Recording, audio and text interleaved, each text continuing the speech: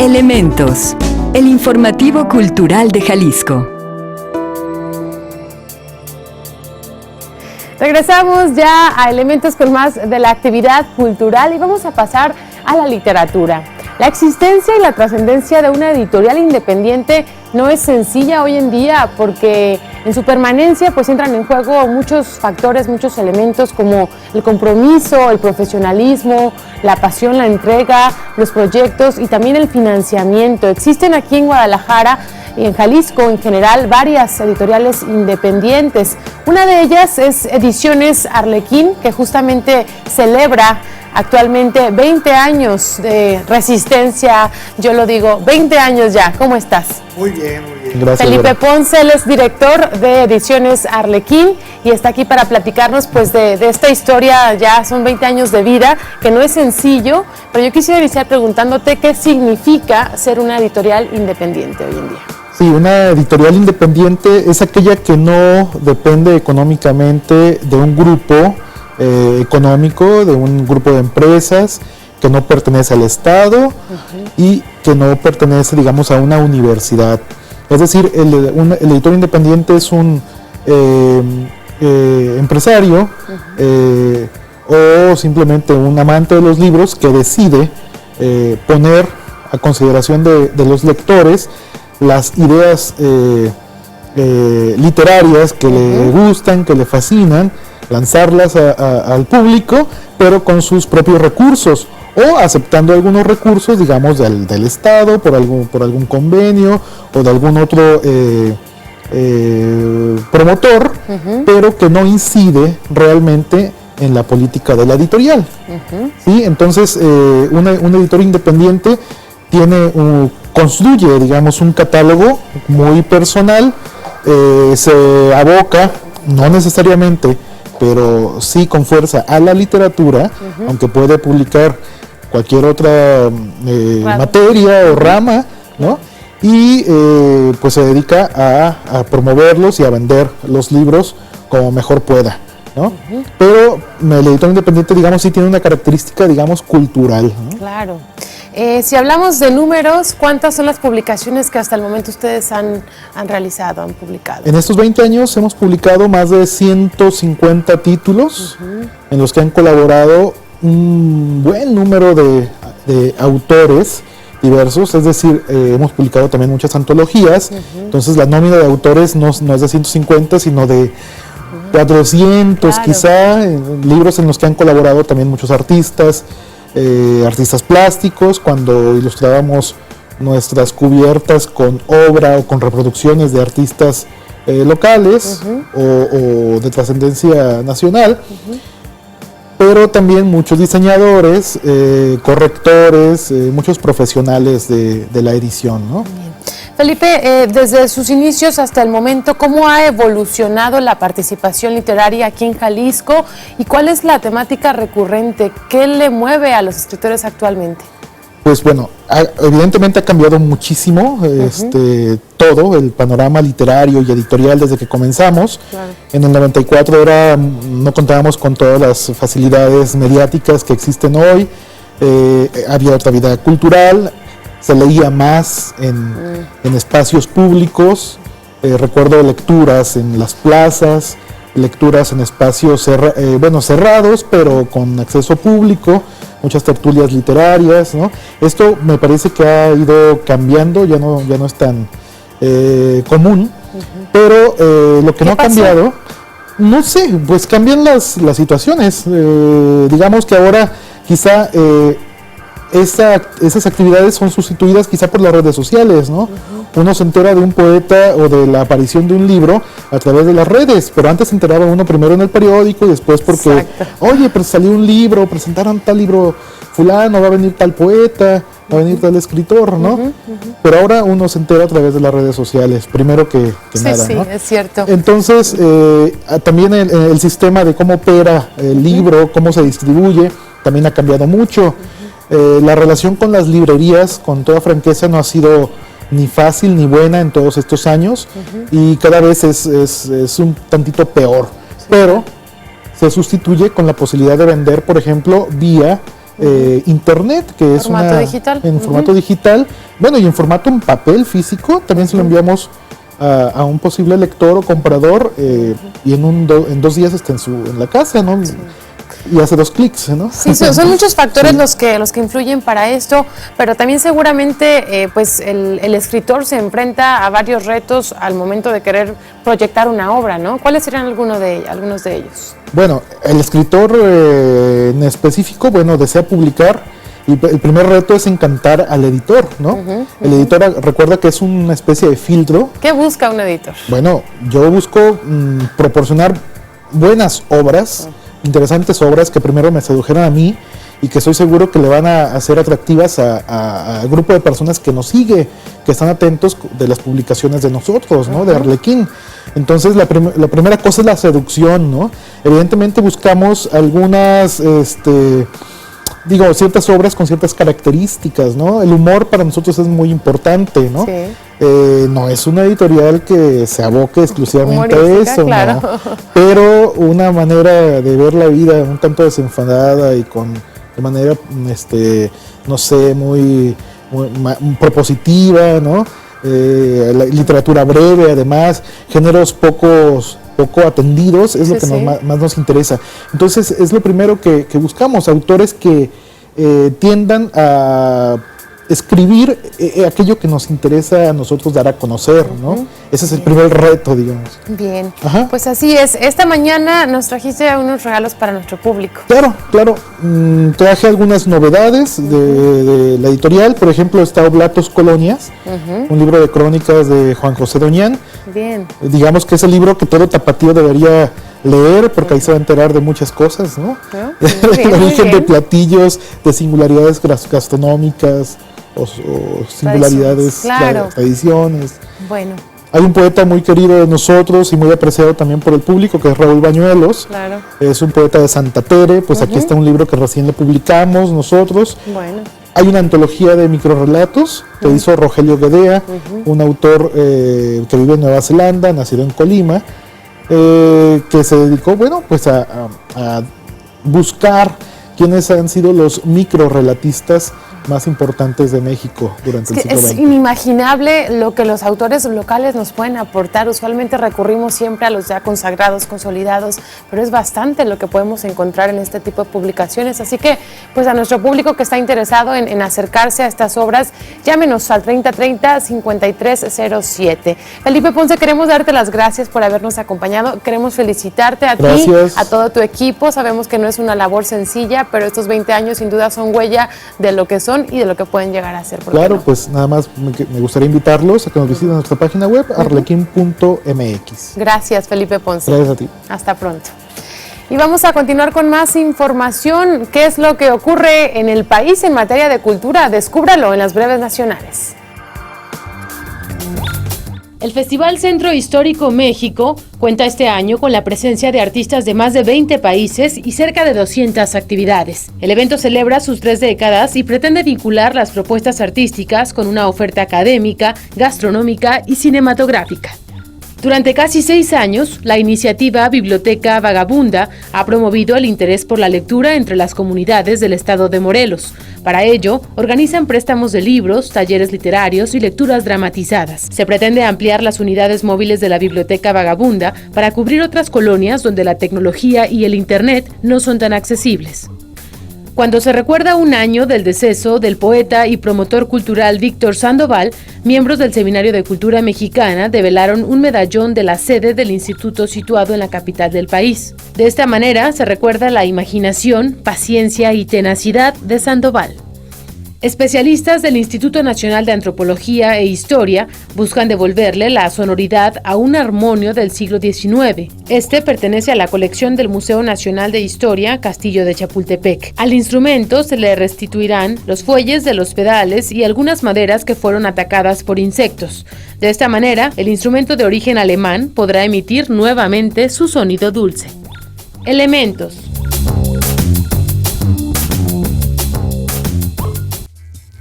Un 13 de marzo nacieron figuras de la cultura como el científico Joseph Priestley, el astrónomo Percival Lowell y el filósofo Ramón Menéndez.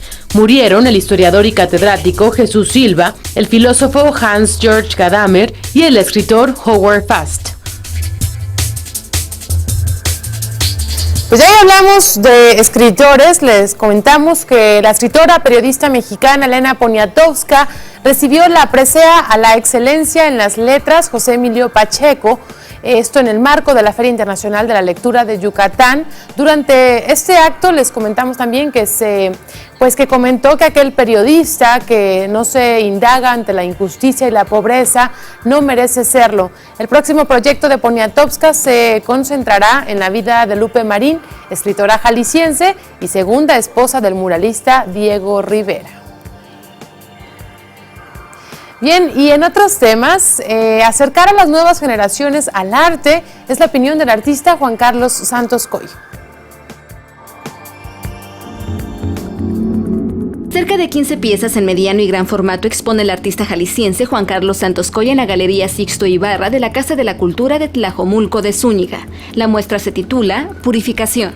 Estoy en un proceso precisamente de la purificación del color, de mi alma, de mi esencia, y en la cual llevo pues a cabo ese juego y ese bagaje de este pueblo precisamente de donde tengo orígenes, que se llama Villa Purificación, donde he desarrollado muchísimo desde que estaba pequeño mi sensibilidad hacia el arte, hacia la naturaleza, hacia su gente, hacia sus tierras. El artista, con una trayectoria de más de 15 años en las artes plásticas, ha expuesto en diferentes espacios de Jalisco, Estados Unidos y Europa, explicó la gestora cultural Verónica Jiménez. Que su obra ha trascendido, él está trabajando con varias galerías en los Estados Unidos, está trabajando con varias galerías en Europa, tiene de hecho una en Suiza que lo mueve y que mueve también su arte. Parte de sus colecciones están ahora en castillos y en firmas bastante interesantes. La exposición y venta de obras Purificación de Juan Carlos Santos Coy estará hasta el 10 de abril en la Galería Sixto Ibarra de la Casa de la Cultura de Tlajomulco de Zúñiga. Con imágenes de Armando Peña, para Elementos, Mabel Anaya Ortega. Y tome nota porque le presentamos la agenda cultural para hoy, jueves 13 de marzo. Pronóstico del tiempo.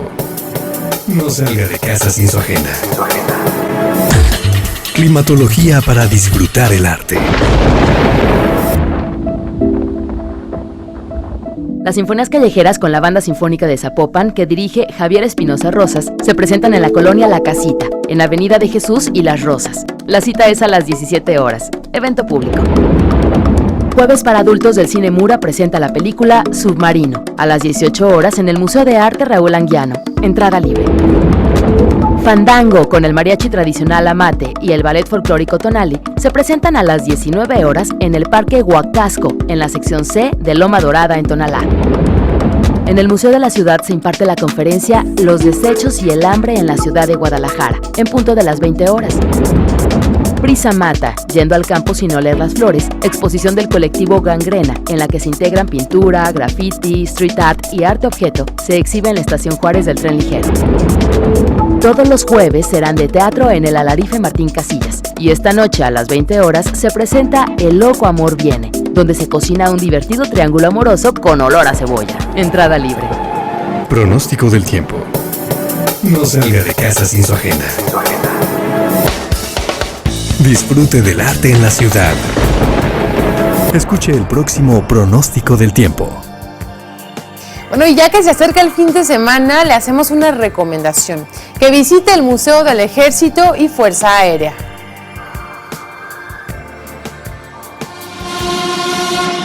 La Secretaría de la Defensa Nacional, en su afán de contribuir a la difusión de la cultura y el acercamiento de la sociedad nacional e internacional con las Fuerzas Armadas Mexicanas, estableció en las antiguas instalaciones del Cuartel Colorado en Guadalajara, Jalisco, el Museo del Ejército y Fuerza Aérea.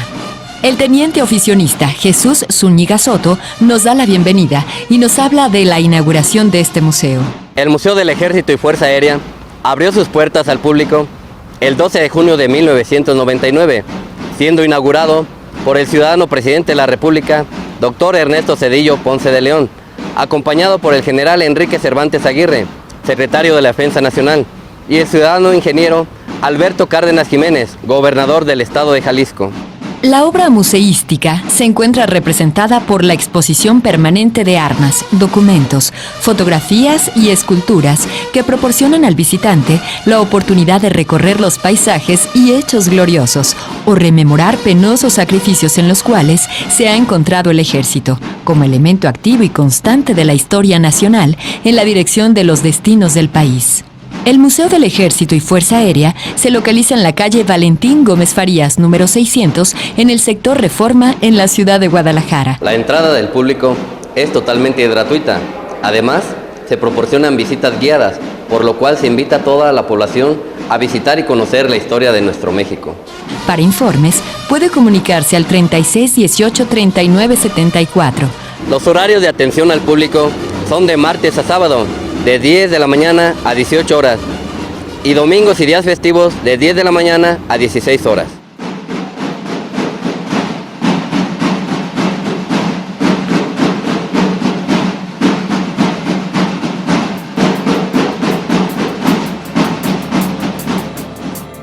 Y un espacio impreso para los gimnastas y todos sus protagonistas a nivel nacional e internacional es de lo que nos habla Jesús Román. Flip, mortal, redondilla, split, squat. Si nada de eso le parece familiar, es porque no está involucrado con la gimnasia. Jesús Román, quien perteneció a la selección Jalisco de gimnasia, después de 20 años de experiencia, se percató de la carencia de medios de difusión para esta disciplina, por lo que creó la revista Tutto per Gimnastica. Es especializada en gimnasia, es la única revista impresa en México para este tipo de contenido. Asegura que el tema tomó fuerza e interés en México después de la participación de la tapatía Cintia Valdés en los Juegos Panamericanos Guadalajara 2011.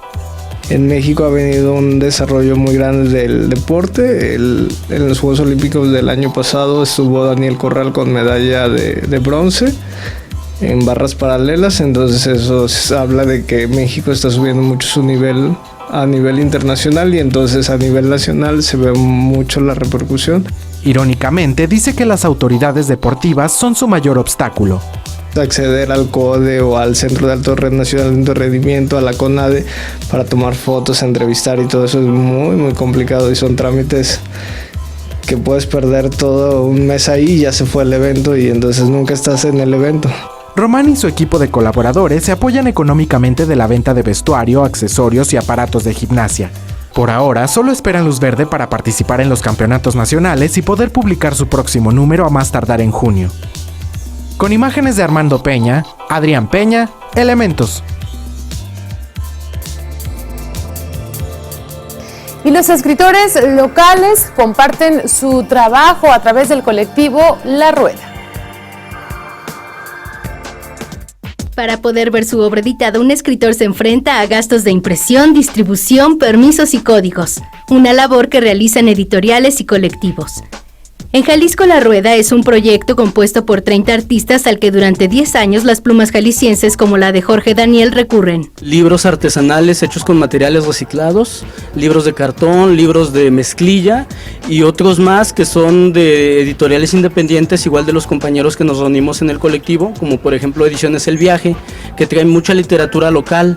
Se promueve muchos artistas locales, así como otros de corte internacional. Portadas elaboradas en mezclilla, piel, papel corrugado y otros materiales convierten los libros del colectivo La Rueda en un producto artesanal y alternativo. A veces decimos cosas que incomodan un poco a las buenas conciencias o a las vacas sagradas, ¿no? Y otro también porque a veces nosotros nos autoexiliamos, ¿no? O sea, también es esa onda. A muchos no nos interesa llegar a esas editoriales por las situaciones desventajosas con que se hacen el trato. Es decir, uno llega y presenta su obra, su trabajo, y la editorial se queda con todos los derechos, te da muy pocos libros y no te da tanta promoción como tal vez te podría dar una editorial independiente. Músicos, poetas, novelistas, taxistas imprimen sus letras de forma independiente con el propósito de ver remunerado su trabajo de investigación. Que en este caso es normalmente cuento, novela negra, poesía poesía pues un poco pues juguetona, malandra, mal portada en el lenguaje también, ¿por qué no? Con imágenes de Rafael Guzmán, para Elementos, Gloria González. El replicar de las campanas de la catedral guardan secretos y fragmentos de historia de los cuales nos habla el historiador Luis Octavio Hernández Rea. Las campanas hablan cuando suenan, aunque no entendemos bien su lenguaje, pero ellas hablan, ellas nos expresan algo. Así se expresa el historiador y escritor Luis Octavio Hernández Rea, campanero de la catedral, interesado en compartir su pasión por la historia y los secretos del bronce en el libro Las campanas de la Catedral de Guadalajara y su buen uso. El interés que viene de todo esto, de este trabajo de las campanas de la Catedral de Guadalajara y su buen uso, es por la falta pues de interés que ha habido en toda la sociedad, incluyendo también incluso hasta los del episcopado, ¿no? y partes del gobierno que deben de ser correspondientes, ¿no? La historia no solo se rescata de los textos, sino también de lo tangible, los edificios y construcciones que le dan carácter a Guadalajara. Inmuebles que sufrieron modificaciones, como explica Salvador Ruiz Velasco, investigador de historia del siglo XVIII. La que vemos ahora, esta fachada del arquitecto Manuel Gómez Ibarra, que fue terminada en 1854, bueno, pues alberga estas 19 campanas de la catedral que son esplendorosas, no solo por su sonido o por su uso, sino también a lo que estaban determinadas para hacer. Es decir, por ejemplo, la campana de Correos fue una campana que se tocó cuando llegó el cura Hidalgo a Guadalajara, que fue un acontecimiento muy importante. Luis Octavio Hernández Rea, bajo el sello Santa Paula Editorial, hace un recuento de las campanas en todo el mundo, los manuales del campanero, edictos y otros secretos de la Catedral de Guadalajara. Ya la gente se hace ya como que muy común, ¿no? De que, están llamando a misa, córrele, apenas me voy vistiendo, ¿no? O que ya están dando la última, o sea, ya todo se vuelve así como nada más como por llamada, como por tradición, pero en realidad hay muchas cosas, muchos lenguajes que se han ido perdiendo a lo largo del tiempo. Con imágenes de Alfredo Núñez, para Elementos, Gloria González. Bueno, y decir que Luis Octavio Hernández participó en las conferencias que se realizan todos los lunes en el Museo de la Ciudad por parte del Seminario de Cultura Mexicana Corresponsalía Guadalajara. Es momento de una breve pausa, pero aún tenemos más para todos ustedes. Quédense con nosotros si nos está viendo o escuchando en C7 Jalisco. Tenemos más de la cultura aquí en Elementos. Regresamos.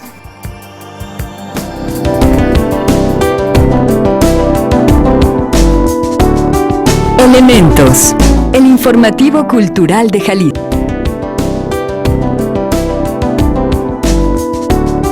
Elementos, el informativo cultural de Jalisco. De regreso en Elementos, y queremos recordarle que tenemos boletos para que asista a la proyección de la ópera Werther en el Teatro Diana a las 11 de la mañana, 3030-5307. Ya está participando Isabel Jazmín Beltrán, también Rosario Hernández Valverde. Tenemos algunos libros que nuestro compañero Felipe Ponce de Ediciones Arlequín nos obsequió.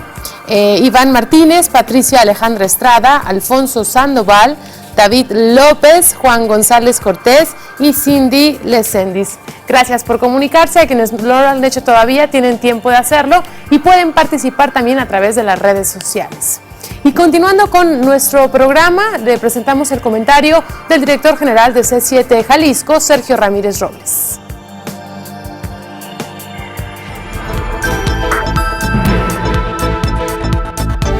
Uno de los grandes cambios que iniciamos en C7 Jalisco fue asumirnos como un área de vinculación multidireccional que llevara y recibiera masivamente a través de la unión de sus medios en una multiplataforma la cultura, el deporte amateur, la información de los servicios que otorga el gobierno a los ciudadanos y las demandas, quejas y denuncias de estos hacia el gobierno que eligieron en las urnas, en un marco de pluralidad con calidad certificada y tratando de llegar al mayor número de jaliscienses.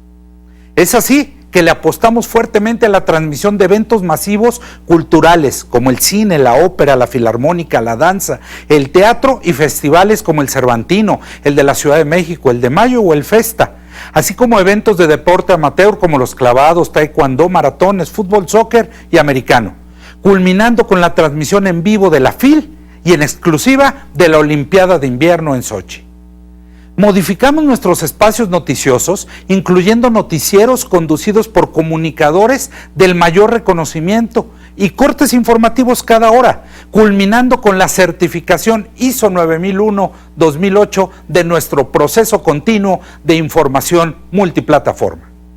Construimos espacios de opinión especializados en debate, mujeres, medio ambiente, derechos humanos, mediación, familias, salud, protección civil, bienestar, sociedad, consumidores, legisladores, jueces y transparencia, que hoy sirven como plataformas de difusión e interrelación de los 3 niveles de gobierno con los ciudadanos, de manera masiva y sobre todo moderna, condenando abiertamente el maltrato animal e incluyendo una amplia perspectiva de género y cultura de sustentabilidad. En resumen, basta que nos digan que algo no es posible para de manera obcecada abocarnos a lograrlo y sobre todo conseguirlo.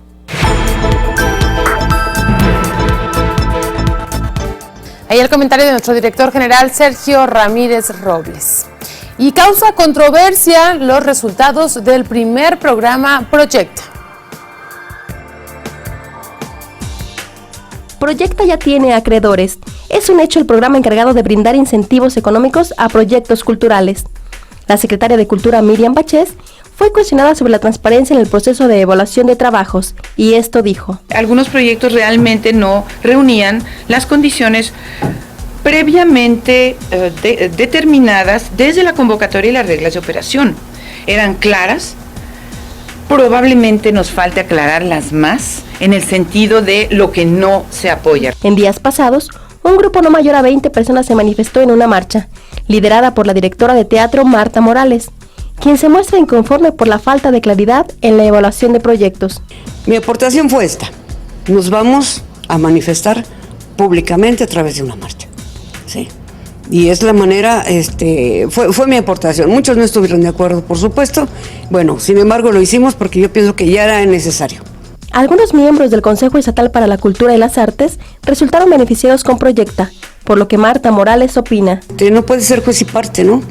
Y creo que en la convocatoria también mencionaban que elementos pues que estuvieran dentro de percibiendo un sueldo o dentro del gobierno no podían, o alguna institución oficial que no podían participar. Sin embargo lo hicieron y salieron aprobados. Los encargados de evaluar los trabajos en este primer programa fueron funcionarios de la Secretaría de Cultura asesorados por expertos y miembros del Consejo Estatal para la Cultura y las Artes. El actual presidente del SECA, René Arce, evaluó los trabajos en danza. De esto nos habla. Bueno, no sé en qué consiste que no haya habido transparencia. Nosotros, como jurado, no nos dijeron que tuviéramos que tener alguna inclinación por nadie. Fuimos completamente libres para elegir lo que nosotros nos consideramos mejor en los proyectos, que obviamente basados en la convocatoria que lo teníamos y los reglamentos de la convocatoria. Pero fuera de eso no teníamos nosotros ninguna, tienes que elegir algo, tienes que, no sé por qué protestan con respecto a la transparencia. No elegí un proyecto mío, yo no tenía proyectos puestos ahí, ni las otras personas tenían proyectos ahí que elegir. O sea, nosotros tuvimos toda la libertad de elegir los proyectos de danza de la manera más neutral, más profesional, más imparcial. Finalmente, la directora de teatro pide sensibilidad a autoridades culturales. Sensibilidad. O sea, están trabajando con los creativos del Estado. Sí, y el teatro, bueno, ya sabes que es un resumen, ¿no?, de todas las artes, y es todavía un poquito más complicado. Con imágenes de Rafael Guzmán, para Elementos, Ana Espinosa. Bueno, pues usted genere sus conclusiones y ya lo sabe, aquí en Elementos pues siempre le presentamos las dos caras de la moneda. Pasando a las artes escénicas, vivir el teatro y para el teatro es la historia de vida de Óscar Castel.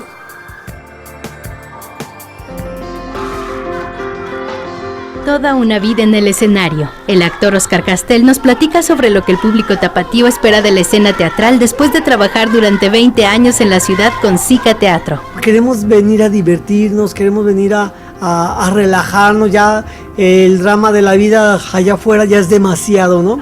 Con esta petición, Óscar Castel fijó como misión de SICA presentar obras divertidas con contenido social, además de crear públicos y talentos sobre las tablas. Montar obras de teatro que diviertan, entretengan, traten temas de actualidad y sobre todo inviten a la reflexión. Esa es la misión de Detrás del Telón.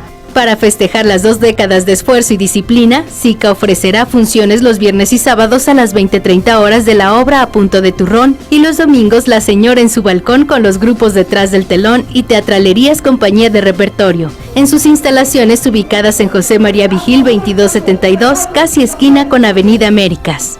Con imágenes de Rafael Guzmán para Elementos, Gloria González.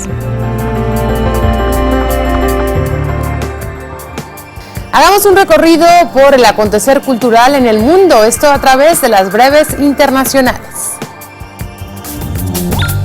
El Festival de Teatro de Caracas del 11 al 27 de abril próximo acogerá a 127 agrupaciones nacionales dedicadas a esa manifestación cultural. El objetivo, fortalecer las artes escénicas en el país. Representantes de 8 países promoverán recitales, conferencias, una feria gastronómica y un festival de cine en Uruguay con motivo del Día Internacional de la Francofonía, el 20 de marzo. Francia devolvió el martes 3 pinturas robadas por los nazis durante la Segunda Guerra Mundial a sus dueños legítimos.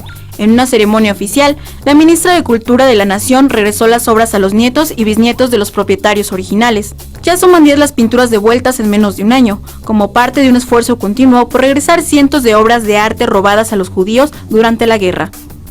Las máscaras conocidas más antiguas del mundo, que anteceden a la Biblia en miles de años, se exhiben en Jerusalén a partir del martes en la mayor muestra hasta ahora de los rostros macabros. Las 11 máscaras de piedra, que al parecer fueron descubiertas en el desierto y colinas cerca de Jerusalén, datan de hace 9000 años. Elementos. Bueno, y la periodista española Martina Bastos fue galardonada con el premio Don Quijote de Periodismo por su trabajo La lluvia es una cosa que sucede en el pasado. Este fue publicado en la revista peruana Etiqueta Negra en febrero del 2013 y que pues desgrana la relación de los gallegos con la lluvia y refleja su influencia en la salud, la literatura, el idioma, el carácter y hasta las investigaciones criminales en la región española de Galicia. El premio Don Quijote de Periodismo, patrocinado por la empresa pública española Traxa, está dotado con 9.000 euros, equivalente a unos $12.500, y una escultura conmemorativa. Es otorgado por el mismo jurado que concede los premios internacionales de periodismo Rey de España. Bueno, y ahora vamos a conocer más sobre la librería Desván. Escuchemos. A la usanza del trueque, la librería El Desván de Don Quijote ofrece libros nuevos y usados que podrá intercambiar en este espacio. Nos comentó la encargada de la librería, Jennifer Rodríguez. El principal medio por el cual nosotros nos abastecemos es a través de la gente. Como se pueden dar cuenta, si alguno conoce la librería, pues tenemos en la parte de afuera los letreros que dice que nos dedicamos a la compra y venta de libros. Entonces la principal fuente son las personas que vienen y nos venden sus libros, o ya sea que vamos a domicilios o pues, también de pequeñas bibliotecas que compramos. La librería se fundó hace 20 años por Álvaro González, locutor de la UDG, historiador y escritor jalisciense. En 2008 y 2009 hizo su programa radial Hasta agotar existencias en la XCJB. Diversos temas podrá encontrar en la librería El Desván de Don Quijote. Manejamos desde el libro antiguo y libro usado a nivel universitario. A nivel universitario, literatura, libros de cocina, filosofía, religión. ¿Y cuántos libros aparecen? En estos momentos yo creo que el acervo es de unos más de 5,000 libros. La librería El Desván de Don Quijote se encuentra en López Cotilla, número 813 del Centro Tapatío. Con esta información nos vamos. Muchas gracias como siempre por su sintonía. Recuerde, de lunes a viernes tenemos una cita en punto de las 10 de la mañana. Las personas que se comunicaron, producción estará en contacto con ustedes para darles a conocer los ganadores de los obsequios de esta mañana. La cultura es motivo para sentirse orgullosos y aquí en Elementos lo estamos. Soy Verónica Sánchez. Muchas gracias y hasta mañana.